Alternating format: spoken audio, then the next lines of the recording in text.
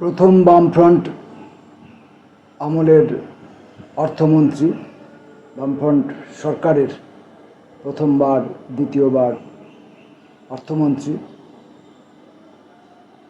এবং সাহিত্য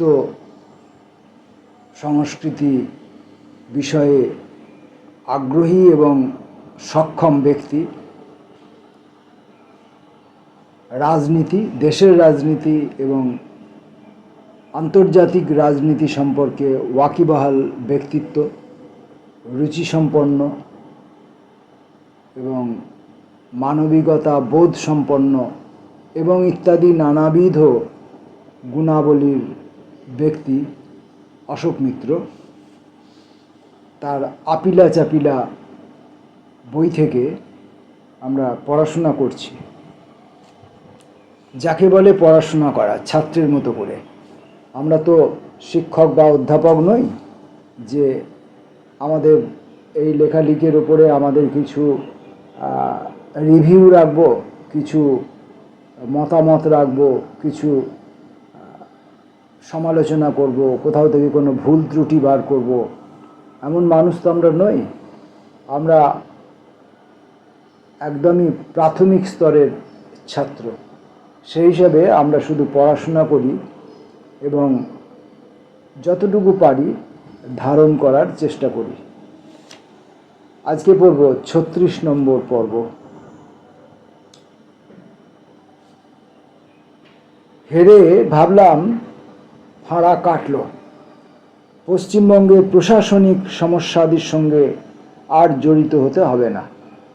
সিদ্ধার্থ শঙ্কর রায়ের সঙ্গে তিনি প্রতিযোগিতায় ভোটে দাঁড়িয়েছিলেন তৃতীয়বার এবং আগ্রহ খুব একটা ছিল না, তথাপি পার্টির অনুরোধে দাঁড়িয়েছিলেন এবং হেরে গেলেন। নতুন করে ঝগড়াঝাটিতেও লিপ্ত হতে হবে না, অর্থাৎ ভোটে না জিতলে আর মন্ত্রিসভায় যেতে হবে না এবং মন্ত্রিসভায় গেলে বিভিন্ন রকম নিয়ম নিয়ে যে মতানৈক্য, সেসবের মধ্যে আর যেতে হবে না। ভেবেছিলেন এটা, কিন্তু বাস্তবে হয়তো তা হয়নি। পুরোপুরি ছাড়া পেলাম না। জ্যোতিবাবু সম্ভবত ভাবলেন রাজ্যের শিক্ষা ব্যবস্থা নিয়ে অনেক বিরূপ কথাবার্তা হচ্ছে, একটি কমিশন গঠন করে পুঙ্খানুপুঙ্খ পর্যালোচনা বিশ্লেষণের ব্যবস্থা করলে মন্দ হয় না।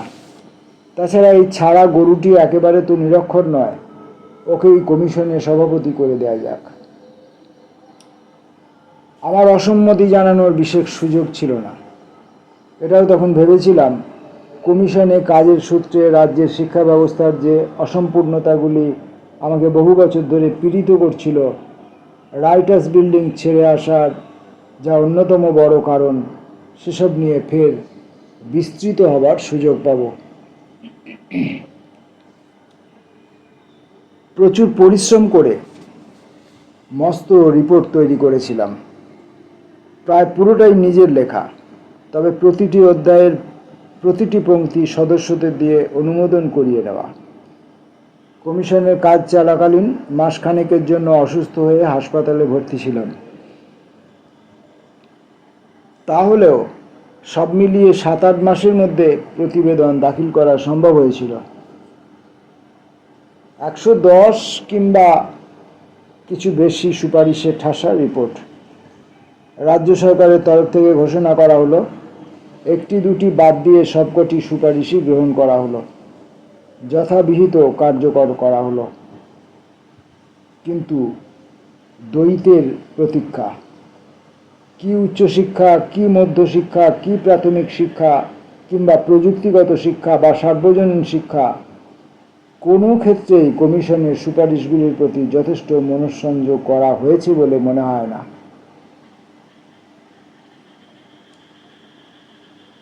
এবং বিধ বীতস্পৃহা আমার কাছে অন্তত মস্ত হেঁয়ালির মতো। রিপোর্ট দাখিল করার আগে যথেষ্ট ভেবেচিন্তে সংশ্লিষ্ট কর্তা ব্যক্তিদের সঙ্গে বিশদ আলোচনা করে নিয়েছিলাম। প্রস্তাবিত সুপারিশগুলির বিবরণ শুনে তাদের তো খুশি লাগছিল। তখন প্রতিবেদন প্রকাশিত হবার পর সরকারের তরফে কেন এই ভাবগম্ভীর নীরবতা ভেবে নির্ণয় করতে হিমশিম খেয়ে যাচ্ছি। রিপোর্টটি নিয়ে ভারতবর্ষের অন্যত্র নানা জায়গায় আলোচনা হয়েছে, জ্ঞানবান পত্রপত্রিকাতেও হয়েছে, একমাত্র পশ্চিমবাংলাতেই সারা শব্দ নেই। কি উপলক্ষে তিরুবনন্তপুরম গিয়েছি, ওখানকার এক পার্টি নেতা রাজ্য সম্পাদক মণ্ডলীর সদস্য অস্বস্তিকর প্রশ্ন করলেন, তোমার রিপোর্টটি তো পড়েছি, আমাদের কাছে অতি উৎকৃষ্ট মনে হয়েছে, তবে বাংলা পার্টি ওটিকে চেপে রেখেছে কেন? কয়েকটি কপি পাঠানোর অনুরোধ জানিয়ে বেশ কয়েকবার চিঠি দিয়েছি, সাড়া নেই। পশ্চিমবঙ্গ শিক্ষা কমিশনের প্রতিবেদন ওদের পছন্দ হয়েছিল বলে আমাকে কেরল থেকে আমন্ত্রণ জানানো হলো। ওরাও একটি শিক্ষা কমিশন গঠন করছেন, আমি যদি অনুগ্রহ করে তার সভাপতির আসন গ্রহণ করতে সম্মত হলাম। ওখানে গিয়েও রিপোর্ট লিখলাম, অভ্যর্থনা পেলাম, কিন্তু স্বভূমিতে স্তব্ধতা অব্যাহত আজ পর্যন্ত। কিছু কিছু সমস্যা আজ করতে পারি। বর্ষতা বনাম দক্ষতার প্রশ্নে কমিশনে তীব্র স্পষ্ট অভিমত ব্যক্ত করা হয়েছিল। তা সম্ভবত কারো কারো অস্বাচ্ছন্দ্যের কারণ। স্কুলে, কলেজে, বিশ্ববিদ্যালয়ে শিক্ষক নির্বাচনে উৎকর্ষের বিচার থেকে সরে আসা চলবে না। নির্বাচক মণ্ডলীর পছন্দ অপছন্দ সর্বক্ষেত্রে মানতে হবে। মানদণ্ড প্রয়োগে যে কোনো প্রকার শ্লথতা অমার্জনীয়।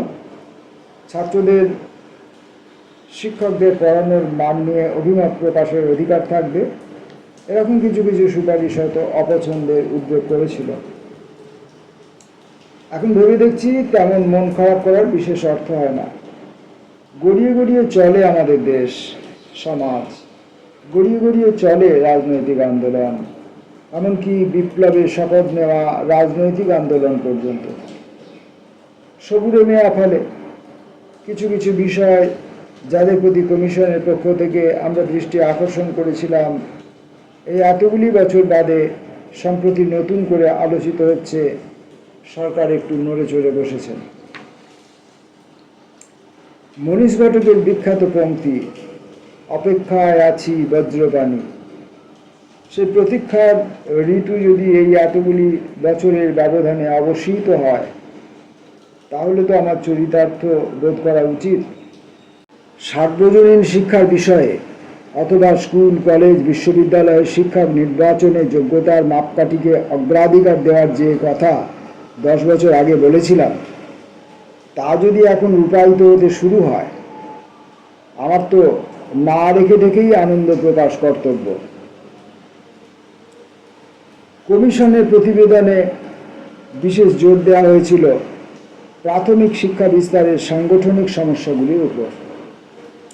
মনে পড়ে 77 সালে সরকারে ঢুকে এক প্রকাশ্য সভায় শিক্ষামন্ত্রীদের উদ্দেশ্যে বলেছিলাম, প্রাথমিক বিদ্যালয়ের সংখ্যা অনুগ্রহ করে বাড়িয়ে চলুন, চুরি করে হোক, ডাকাতি করে হোক, টাকার ব্যবস্থা করে দেব। কিন্তু প্রশ্ন তো শুধু বিশ্ববিদ্যালয়ের সংখ্যা বাড়ানোরই নয়, বিদ্যালয়গুলিতে যথার্থ পঠন পাঠন হয় কিনা তা নিয়েও। যে পার্টি সংগঠক কৃষক সেবা করেন, পঞ্চায়েতের সঙ্গে যুক্ত আছেন, আরও অসংখ্য দায়িত্বে হিমশিম পাচ্ছেন, তাকে প্রাথমিক বিদ্যালয়ে পড়ানোর দায়িত্ব দিলে কাজের কাজ কিছুই না হবারই আশঙ্কা। শিক্ষা কমিশনের প্রতিবেদনে এ সম্পর্কে একটারই সুপারিশ দাখিল করা আছে। প্রাথমিক শিক্ষার ক্ষেত্রে কৃত্যের অগ্রাধিকার নির্ণয়ের সমস্যা কিন্তু এখনও ঝুলেই। কারিগরি শিক্ষার প্রয়োজনীয়তা নিয়ে বাঙালি সমাজে প্রচুর ভাষা কথা হচ্ছে। কমিশনের প্রতিবেদনে বিদ্যালয়ে 8ম শ্রেণী থেকে কারিগরি শিক্ষার জন্য একটি আলাদা ধারা শুরু করার কথা বলা হয়েছিল। কেউ কান পেতেছেন বলে মনে হয় না। দ্রুত শিক্ষা বিস্তারের লক্ষ্যে উচ্চ মাধ্যমিক স্তর পর্যন্ত অবৈতনিক শিক্ষার যে ব্যবস্থা 10-15 বছর আগে শুরু হয়েছিল, তাকে নীতিগত সমর্থন জানিয়েও কমিশন থেকে বলা হলো, সর্বস্তরেই অপেক্ষাকৃত সচ্ছল পরিবারভুক্ত সন্তানদের সেই সুবিধার বাইরে রাখা উচিত নয়। বিশেষ করে রাজ্য সরকারের যেহেতু ডাইনে আনতে বাঁয়ে কুলোয় না। সুপারিশটি এতদিনে কার্যকর করা হচ্ছে সেটা সুলক্ষণ। অন্যপক্ষে উচ্চশিক্ষা ক্ষেত্রে বেসরকারি মূলধন অনুপ্রবেশের কার্যকারিতা নিয়ে কমিশনের তরফ থেকে কিছু নাস্তিকতা প্রকাশ করা হয়েছিল। কর্তা ব্যক্তিরা তা তেমন আমল দিয়েছেন বলে মনে হয় না, সম্ভবত দুটো কারণে: সরকারি তহবিলে অর্থাভাব ও বিশ্বায়নের ঘোর। একটি ছোট একটি বড় আক্ষেপের কথাও বলতে হয়। কমিশনের সদস্যরা সবাই সহমত পোষণ করেনি, কিন্তু সংখ্যার দিকের বিবেচনায় সিদ্ধান্ত করা হয়েছিল মাধ্যমিক পর্যায়ের কোনো স্তরে সংস্কৃত বিকল্পে আরবি বা ফার্সি কয়েক বছরের জন্য অবশ্য পাঠ্য করা উচিত।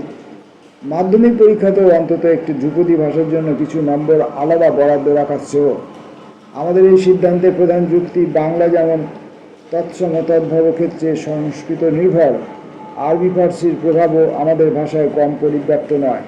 ভাষার গহনে প্রবেশ করতে হলে এ ধরনের ধ্রুপদাঙ্গ শিক্ষা জরুরি।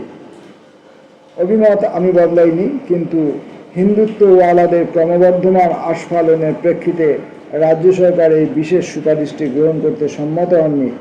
মনে হয় আপাতত ভালোই হয়েছে। আমার বৃহত্তর কাতরতা অন্যত্র। বামফ্রন্ট সরকার গঠিত হবার বছর দেড়েকের মধ্যে প্রাথমিক স্তরে ইংরেজি পঠন বন্ধ করে তা ষষ্ঠ শ্রেণী থেকে শুরু করার নির্দেশ জারি করা হয়েছিল। সিদ্ধান্তটিতে রাজনৈতিক প্রতিপক্ষরা তো বটেই, বাঙালি মধ্যবিত্ত শ্রেণীর একটি অনুভূতি অংশও ছিল রেগে কাঁই। এত বড় আস্পর্ধা! বিদ্যালয় শিক্ষা অবৈতনিক করা হচ্ছে, অথচ আমাদের ঘরের ছেলেরা সরকারের পয়সায় একেবারে গোড়া থেকে ইংরেজি শেখার সুযোগ পাবে না। তা কি হয় নাকি? কলকাতা জুড়ে আন্দোলনের তোর। ইংরেজি ভাষা সংকোচন বিরোধী বহু সমিতির উদ্ভব। সমাজের নিচুতলায় মানুষ বাড়তি সুযোগ সুবিধা পাবেন, উচ্চতর শ্রেণীভুক্তদের অসুবিধা ঘটিয়েই পাবেন। এটা যারা কিছুমাত্র পছন্দ করেন না তাদের ঘোট জোট মহাজোট। কোনো কোনো বামপন্থী মহলে পর্যন্ত ঈষৎ ঘাবড়ে যাওয়া অবস্থা। বাড়তি সমস্যা দেখা দিল। নতুন ব্যবস্থায় ষষ্ঠ শ্রেণী থেকে ভালোভাবে ইংরেজি শেখানোর জন্য যে সমস্ত পাঠ্য বই তৈরি হলো তারা অতি বিদঘুটে। ব্রিটিশ সরকারের অর্থানুকূল্যে বিদেশে ভাষা পড়ানোর পদ্ধতিতে তালিম নেওয়ার কতিপয় বিশেষজ্ঞকে দায়িত্ব দেওয়া হলো শিক্ষকদের ইংরেজি ভাষায় পদ্ধতি শেখাবার। বাঙালিদের কলোনি মুগ্ধতা তো চট করে ঘোষবার নয়। এই বিলিতি উটকো পদ্ধতি আমদানির ফলে হিতে বিপরীত হলো। শিক্ষকদের যথাযোগ্য শিক্ষণ ব্যবস্থার ক্ষেত্রে আরও বেশি ত্রুটি দুর্বলতার অনুপ্রবেশ ঘটল। অপরাধ না নিলে এই ক্ষেত্রে, যেহেতু এটা আমাদের একদম প্রত্যক্ষ অভিজ্ঞতা, আমরা এই যে সিদ্ধান্তটি যখন কার্যকর হলো, সে সিদ্ধান্তটি কার্যকর হওয়ার সময়ে আমরা ইতিমধ্যেই প্রাথমিক, মাধ্যমিক, উচ্চ মাধ্যমিক এই সমস্ত শিক্ষা স্তরগুলি পেরিয়ে এসেছি। আমাদের তার পরবর্তী জেনারেশনের ছেলে মেয়েদের উপর এটার প্রভাব পড়েছিল এবং আমরা দেখেছিলাম যে এই সিদ্ধান্তটি সত্যিই বুমেরাং হয়েছিল। কারণ ইংরেজি ভাষা, ইংরেজি শিক্ষা, ইংরেজি কালচার, ইংরেজদের অনুকরণ করার যে মানসিকতা বাঙালিদের মধ্যে বিশেষ করে ছিল বা রয়েছে, এখনও রয়েছে, বরঞ্চ আরও বেড়েছে, সেইটার চিকিৎসা না করে শিক্ষা ব্যবস্থা থেকে ইংরেজি ভাষাকে তুলে দেবার যে সিদ্ধান্ত গ্রহণ করা হয়েছিল, এটা ভুল সিদ্ধান্ত ছিল, অবশ্যই ভুল ছিল। যার জন্য দেখা গেল যে মধ্যবিত্ত শ্রেণীর সমস্ত অভিভাবক অভিভাবিকারা তাদের ছেলে মেয়েদের এই বাংলা মাধ্যম স্কুলগুলি থেকে, সরকারি স্কুলগুলি থেকে সরিয়ে নিয়ে চলে গেলেন এবং পাশাপাশি ইংরেজি মাধ্যম স্কুলটা বজায় রাখা হলো। এটা আর একটা বড় ভুল সিদ্ধান্ত যে ইংরেজি মাধ্যম স্কুল বজায় রাখা হলো। এবং আমাদের শোনা কথা, আমি কোনো প্রামাণ্য দাখিল করতে পারবো না, যে শোনা কথা যে যাদের সামর্থ্য আছে তারা ইংরেজি মাধ্যমে পড়ুক, এই ধরনের একটা বক্তব্য সরকার পক্ষ থেকে বাজারে এসেছিল। সত্য মিথ্যা আমি বলতে পারবো না। তো যাই হোক, এখন এই ইংরেজি তুলে দেওয়ার ফলে কারণ পরীক্ষা ব্যবস্থা তো সব ইংরেজিতেই রয়ে গেল, ইংরেজি এবং হিন্দিতে। চাকরি ক্ষেত্রে, ইন্টারভিউয়ের ক্ষেত্রে ইংরেজি এবং হিন্দিতে সমস্ত পরীক্ষার ব্যবস্থা রয়ে গেল। উচ্চতর শিক্ষার ক্ষেত্রে ইংরেজি এবং হিন্দি খুব কম উচ্চতর ক্ষেত্রে প্রভাবের এখন হয়ে গেছে, তখন অতটা সুযোগ ছিল না। এখন সরকারি প্রচেষ্টায় আস্তে আস্তে হিন্দি একদম উচ্চ স্তর পর্যন্ত হিন্দিকে ব্যবহার করে ছাত্রছাত্রীরা উঠে যাবার সুযোগ পাচ্ছে। তো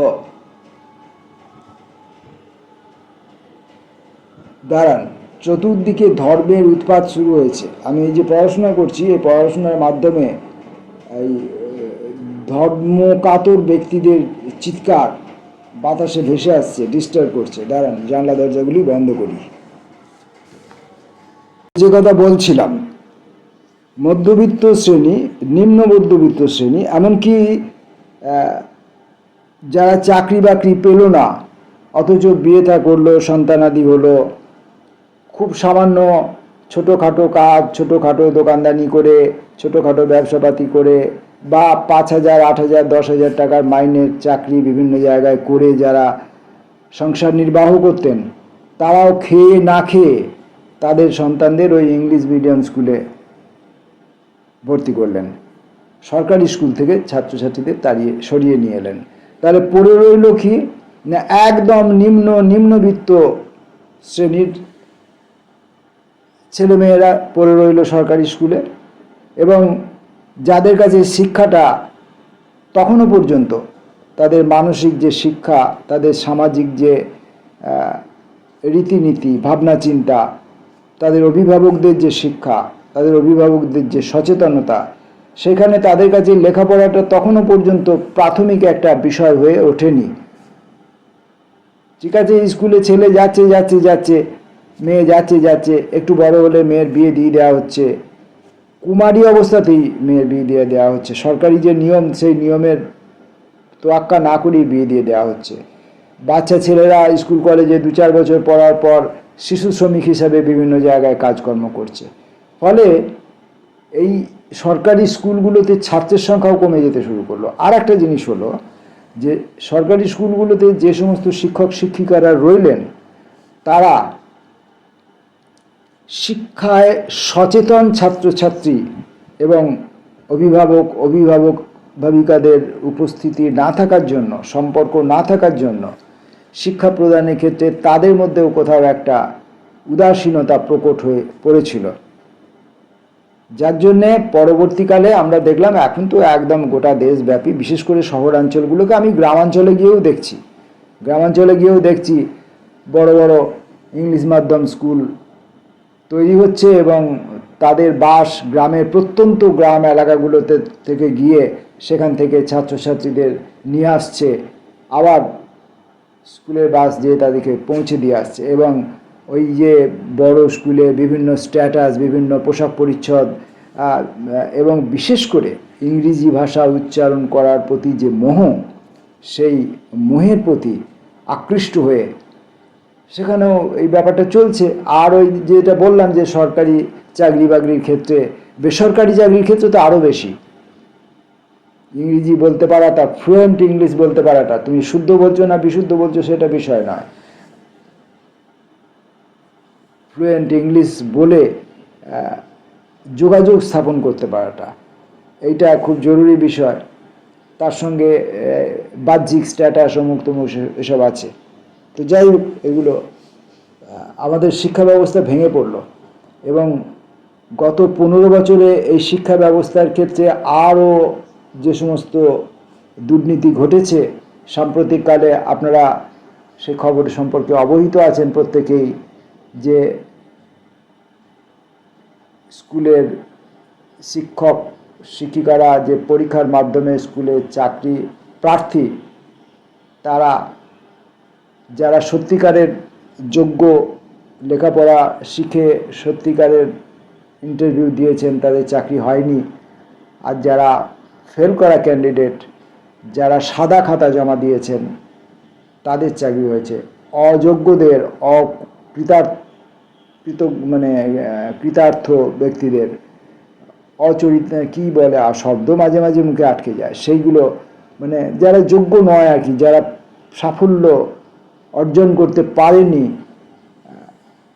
শিক্ষক হিসাবে, সরকারি যে পরীক্ষার সেখানে হতে পারেনি। এবং এখানে দেখা গেল যে এই শিক্ষক নিয়োগের যে সংস্থাটি এসএসসি, এমনকি প্রাইমারি স্কুল স্তরেতেও সেখানে বিভিন্ন রকমের দুর্নীতি, উৎকোচ আদান প্রদানের ব্যবস্থা এবং ইত্যাদি, প্রচুর শিক্ষক শিক্ষিকার চাকরি চলেও গেল কোর্টে কেস হওয়ার পর। তো এরকম এবংবিধ হয়ে ওই স্কুলগুলোতে যে ছাত্রছাত্রীগুলোও পড়ছিল এখনো পর্যন্ত, তাদের অভিভাবকরাও এবার সশঙ্কিত হয়ে পড়লেন যে আমার এই স্কুলে যারা শিক্ষক তারা তো কেউ পাশ করে যোগ্যতার মাধ্যমে শিক্ষক হয়ে আসেননি, তাহলে এখানে আমার ছাত্রছাত্রীকে রাখলে আমার ছাত্রছাত্রী, আমার ছেলেমেয়েরা শিক্ষা পাবে না। তখন তারাও আবার ছেলে মেয়েদেরকে সরিয়ে নিয়ে চলে এলেন। এবার যারা পড়ে রইল তারা কারা? না, যারা মিড ডে মিলের প্রত্যাশী, তারা একমাত্র পড়ে রইল। খুবই মানে শিক্ষা প্রদান হিসাবে, শিক্ষা গ্রহণ হিসাবে, শিক্ষা জগতের পরিচালন ব্যবস্থার দিক থেকে দেখলে এটা খুবই হতাশাজনক, বেদনাজনক এবং ভয়ের বিষয়।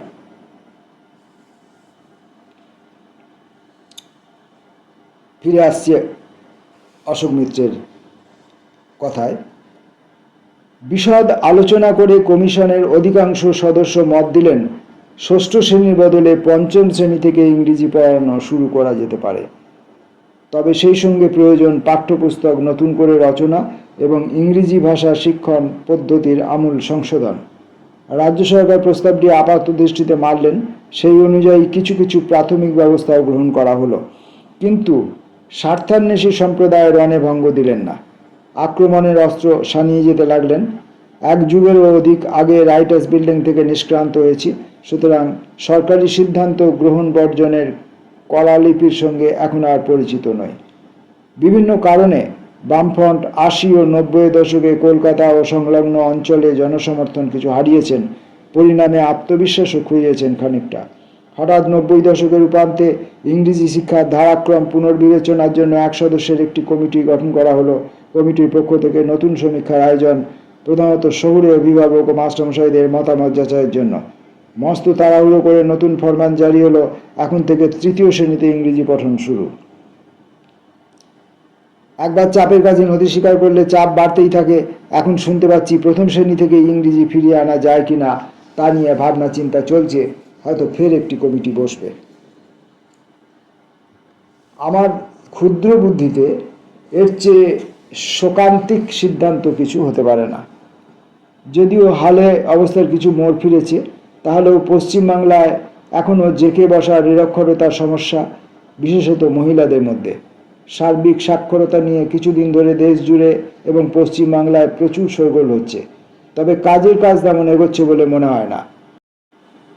এই জেলায় ওই জেলায় কোনো ক্রমে বর্ণপরিচয় শিখিয়ে বিরাট সংখ্যক প্রাপ্তবয়স্ক মানুষকে স্বাক্ষর করে তোলা হয়েছে বলে দাবি করা হয়, কিন্তু তাদের তালিম দেওয়া হলো নিয়মিত ধারাবাহিক চর্চার অভাবে তারা সহজেই ভুলে মেরে দেন। যাদের তালিম দেওয়া হলো নিয়মিত ধারাবাহিক চর্চার অভাবে তারা সহজেই ভুলে মেরে দেন। শিশুদের ক্ষেত্রে সমস্যা আরও ব্যাপক। প্রাথমিক স্তরে যে বালক বালিকারা বিদ্যালয়ে প্রবেশ করে তাদের বিপুল অংশ আসে শহরতলি গ্রামের দরিদ্রতম পরিবারসমূহ থেকে। তাদের পিতামাতা বেশিরভাগই অক্ষরবিহীন, দৈন্যের পীড়নে তারা দীর্ণ, লেখাপড়ার পরিবেশ তাদের কাছে সুদূরবর্তী মরীচিকা। এই অবোধ শিশুদের উপর প্রাথমিক স্তর থেকে দুটি ভাষার, মাতৃভাষা ও ইংরেজির ভার চাপালে তারা তা বহন করতে পারবে না। তারা ভেবাচাকা খাবে, দুটি ভাষার কোনোটিই কাজ চালানো গোছে শিখে উঠতে পারবে না। তথ্য এমনিতেই বলে, পশ্চিমবাংলায় যে প্রায় ৯০ লক্ষ ছেলে মেয়ে প্রতি বছর প্রাথমিক শ্রেণীতে ভর্তি হয়, মাধ্যমিক পরীক্ষার লগ্নে তাদের সংখ্যা নেমে দাঁড়ায় মাত্র ৫-৬ লক্ষে। অধিকাংশের বিদ্যোদ্যম মরুপথে হারিয়ে যায়। সেটা শুধুমাত্র দুটো ভাষার চাপের কারণে যে তা হয়তো নয়, অর্থনৈতিক কারণটাও একটা ব্যাপার, পারিবারিক সমস্যাটাও একটা ব্যাপার। যেখানে সরকার শিক্ষিত ছেলে মেয়েদের চাকরি দিতে পারছে না, সেখানে এই নিম্ন তথাকথিত নিম্নবর্গের মানুষদের ছেলেমেয়েরা কতটা লেখাপড়া শিখবে এবং লেখাপড়া শেখার পর তারা কর্মক্ষেত্রে কিভাবে প্রতিষ্ঠিত হবে, বা যাদের আজকেই দরকার, দিন আনি দিন খাই মানুষ, আজকেই আমার অর্থ উপার্জন দরকার, ছেলেটা হাতে পায়ের মতো একটু মানুষ হয়েছে, একটু বড় হয়েছে, তাকে সে যদি তার নিজের পেটটা চালিয়ে নেবার মতো করেও কোনো চায়ের দোকানে, মুদিখানার দোকানে কাজ করতে পারে বা 2 পয়সা ইনকাম করতে পারে, সেটা সংসারের সুরাহা হবে, এগুলোও ছিল কারণ।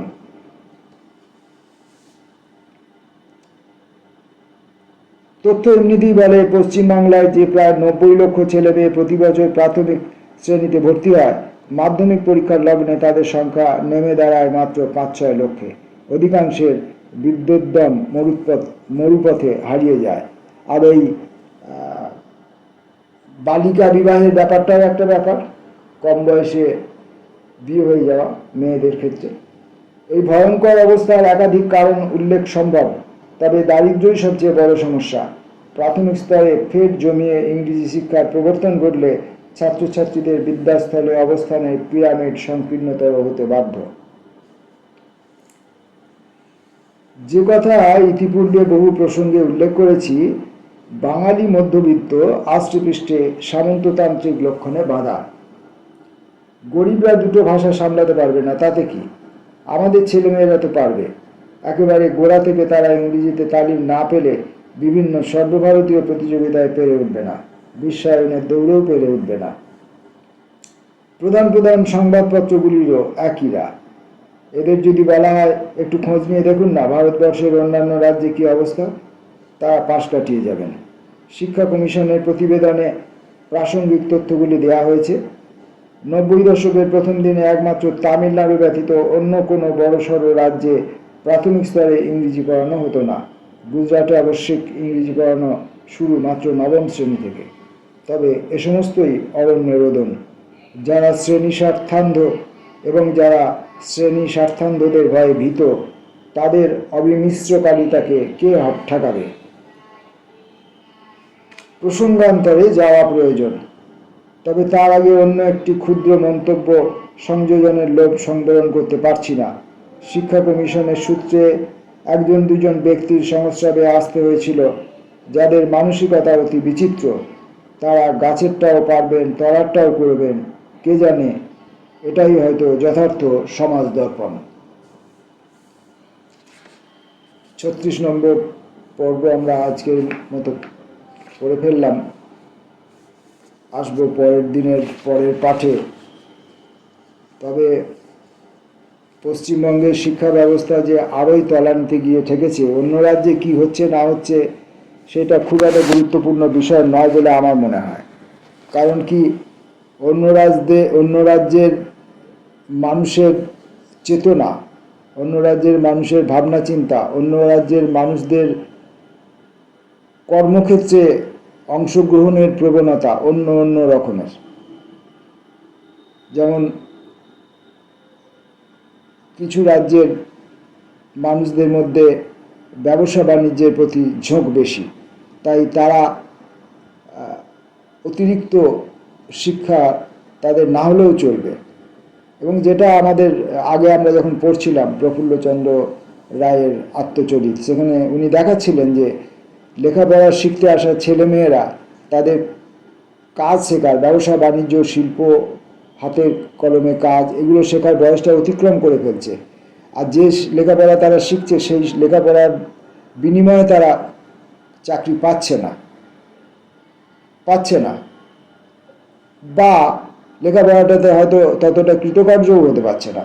এদিকে কাজ শেখার যে সময়টা, সেই সময়টা তার জীবন থেকে চলে যাচ্ছে, এবং ব্যবসা বাণিজ্য, অন্যান্য কাজকর্ম করার যে মানসিকতা তৈরি করার সময়, সেটাও চলে যাচ্ছে।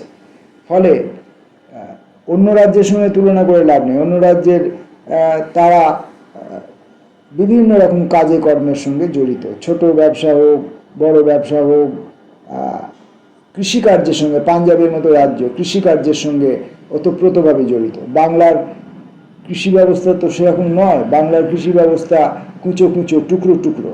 সেই কৃষি ব্যবস্থার দ্বারা আমাদের বেকার সমস্যার কোনো সমাধান হওয়া সম্ভব নয়, আজও হয়নি। বরং কৃষি ব্যবস্থাও বাংলায় খানিকটা মার খেতে চলেছে। গ্রামে গঞ্জে গেলে দেখা যাচ্ছে সেই সমস্ত জমি জায়গায় অন্য অন্য কাজকর্ম হচ্ছে। তো যাই হোক, এগুলো বিস্তৃত আলোচনার বিষয়। ততটা সময় আমাদের হাতে নেই, আর ততটা শিক্ষা বা পর্যবেক্ষণজনিত দক্ষতাও আমার নেই। নমস্কার।